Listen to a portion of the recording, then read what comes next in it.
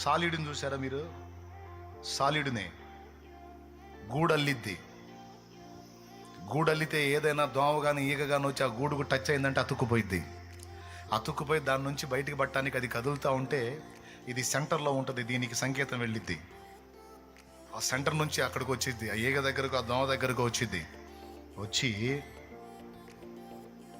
అది అల్లిన దారాల్లో ఒక దారం తగులుకొని ఇది మిగిలిన బాడీ అంతా ఫ్రీగా ఉంటుంది, ఒక దారం తగులుకొని దాని నుంచి వదిలించుకోవడానికి తిప్పలు పడుతుంటుంది. ఇదొచ్చి ఇక మొత్తం టోటల్ బాడీ మొత్తాన్ని రౌండ్ కొట్టేసిద్ది.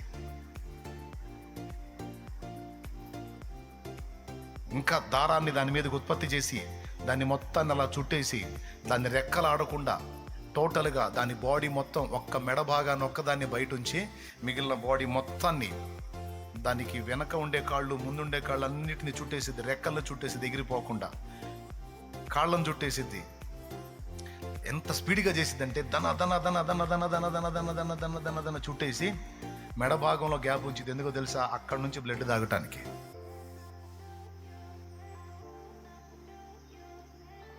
సైతానుగాడు అట్టంటోడు.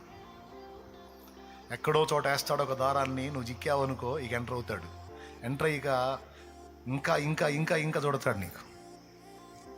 ఒక పొరపాటు, ఇప్పుడు జరిగిన పొరపాటుకి ఎప్పుడెప్పుడో జరిగిన మొత్తం తీసుకొచ్చి కొప్పేసి అప్పుడు అలా చేసావు, అప్పుడు అలా చేసావు, అప్పుడు అలా చేసావు, అప్పుడు అలా చేసావు, నీ బతుకంతా అయితే ఇప్పుడు ఇలా చేసావు అని అవన్నీ తీసుకొచ్చి ఒక బస్తా అయితే చూపిస్తాడు నీకు. అవన్నీ కొట్టేసిన కేసులు.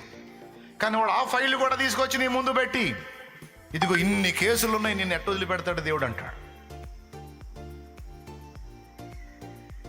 అప్పుడు నువ్వు అనాల్సింది ఏంది? అరే అయిపోయిన కేసుల ఫైల్ అన్నీ తెస్తున్నావు ఏందిరా? అవన్నీ ఆయన రక్తంతో కడిగి నన్ను పరిశుద్ధుడు పరిశుద్ధురాలని పిలిచాడురా.